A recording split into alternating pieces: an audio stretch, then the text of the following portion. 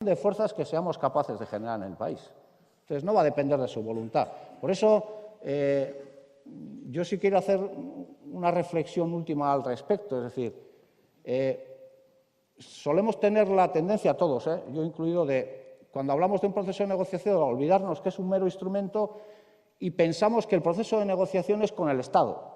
Es decir, que es con el Estado, con lo que firmo con el Estado. Yo creo que, en referencia a la pregunta del compañero mexicano, etcétera, etcétera, tenemos que cambiar un poco esa posición a nivel mental. Nosotros queremos hacer un proceso con nuestro pueblo y un proceso de negociación que conecte con nuestro pueblo, que active a nuestro pueblo y que permita alcanzar un acuerdo satisfactorio y que fortalezca nuestro proyecto, porque la negociación es un instrumento que, en el mejor de los casos, alcanza un acuerdo, pero quiere decir que nuestra lucha no se para ahí. O sea, nosotros tenemos que llegar hasta construir un Estado. Por eso creo que ese es también un cambio importante de chip que tenemos que hacer entre todos. Es decir, yo no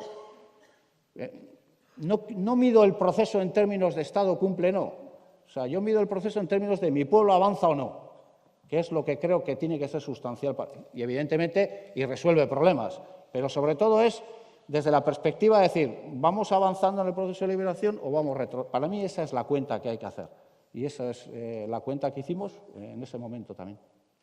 Arnaldo, hiciste una valoración muy completa de los alcances, o más bien de la falta de alcances de Zapatero en todo este proceso. A mí me interesaría extender la pregunta al caso del Lehendakari y el PNV. Es decir, ¿por dónde empezar? Por ser más o menos breves y más o menos claros. Antes, ahora en la última respuesta he citado cómo deberíamos de encarar, por lo menos mentalmente, un proceso de negociación. La alternativa que planteaba la izquierda independentista en el modelo de negociación como fórmula para el acuerdo es una fórmula problemática para el PNV. Es decir, nadie entra en un proceso de negociación para perder, por decirlo de alguna manera. Es decir, se puede alcanzar un acuerdo en una mesa de negociación plural si todas las partes entienden que tienen algo que ganar.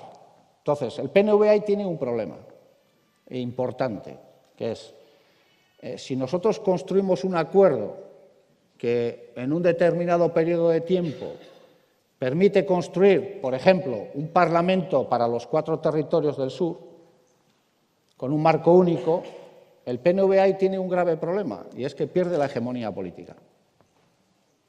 Y entonces pasaría a ser la segunda o la tercera fuerza política de ese nuevo Parlamento. Por lo tanto, es un negocio, desde ese punto de vista, bueno para el país y bueno para nuestro pueblo, pero es un negocio ruinoso para el PNV. El problema del PNV es que no puede decir esto en público, porque como formación que se reclama a Abertzale tiene que reivindicar como posible ese marco, pero el PNV, o por lo menos los dirigentes del PNV, no probablemente su base social, que es a la que hay que también ganar para un proyecto de Estado, probablemente mantenga una posición de decir en público que eso sería muy interesante, pero de reconocer en privado que eso le genera un coste político casi insuperable, que es la pérdida de hegemonía política y la pérdida del negocio subsiguiente al mantenimiento de la hegemonía política en los 3 territorios. Por lo tanto, el Partido Nacionalista Vasco mantuvo una posición que no fue homogénea, además, entre sus representantes, había matices, pero que buscaba permanentemente alinearse más en las tesis del Partido Socialista que en las tesis de la izquierda abertzale. Esa fue su posición, o la posición de la delegación del Partido Nacionalista Vasco.